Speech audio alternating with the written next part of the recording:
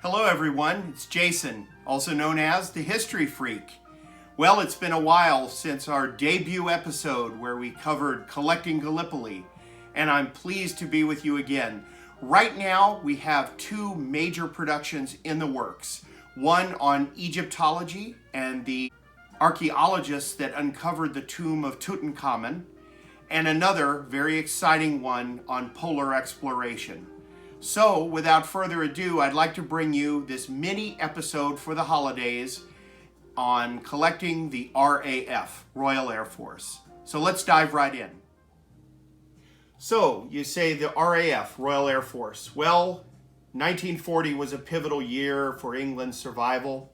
There's a movie coming out, I believe a Ridley Scott film, hopefully in the coming year, on the Battle of Britain, a remake of the famous masterpiece from the 1960s. So let's just dive right in.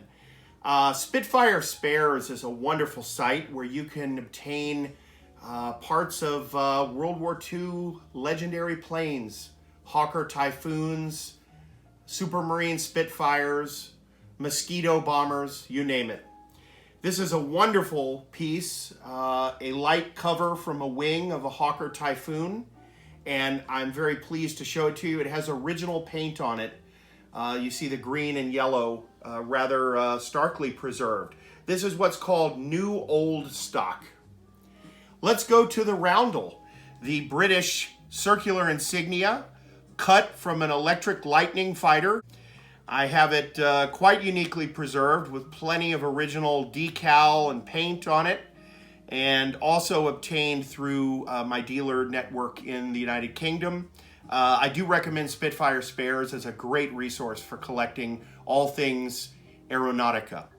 And lastly, an original RAF Bible, religious text to provide comfort to the pilots and personnel during those turbulent months in the 1940 Battle of Britain campaign.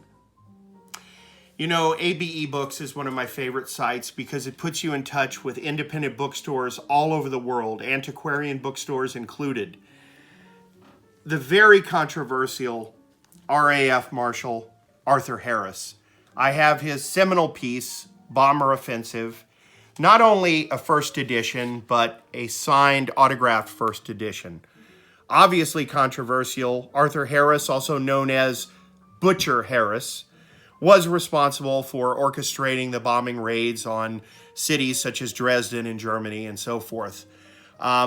These first editions are wildly collectible, and several wonderful antiquarian bookstores in the UK and even in New York specialize in them. World War II is becoming a distant memory, and lest we forget.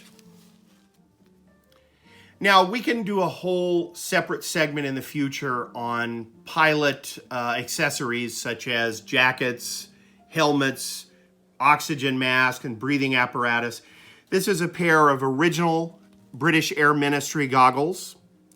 And as you can see, some of the leather is starting to crack, but they're in the original box with some of the original cleaning wipes, and it bears the Air Ministry mark. These are eminently collectible, especially in the original box. Here we have a spotter slide for use in the strategy rooms. This is a German Heinkel bomber. These were produced and utilized to spot enemy aircraft in the sky. Air Ministry collectibles are not uncommon, but they're really neat to augment your collection. Here's a napkin holder bearing the Air Ministry mark, and it's quite nice. A little tarnished, but quite nice.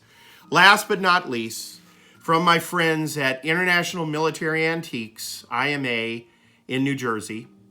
This is a original Spitfire cockpit light with the original Air Ministry box. Again, we're talking new old stock, which you can purchase. It's not that rare, but it's a nice complement to your aeronautical collection.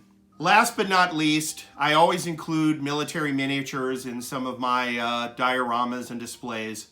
I'd like to thank my good friends at Sierra Toy Soldier in none other than Campbell, California, for this Figarti Mosquito bomber.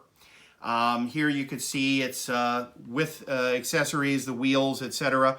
Figarti is a wonderful company. Their items are becoming rarer and rarer to find, but they make a nice complement. They are wonderful models for your collection. Well, I want to wish you a very happy holidays and New Year, wherever it is you're celebrating. I'd also like to give a shout out to one of our newest subscribers, Dirk in Belgium. Thank you, Dirk, and there'll be much more to come.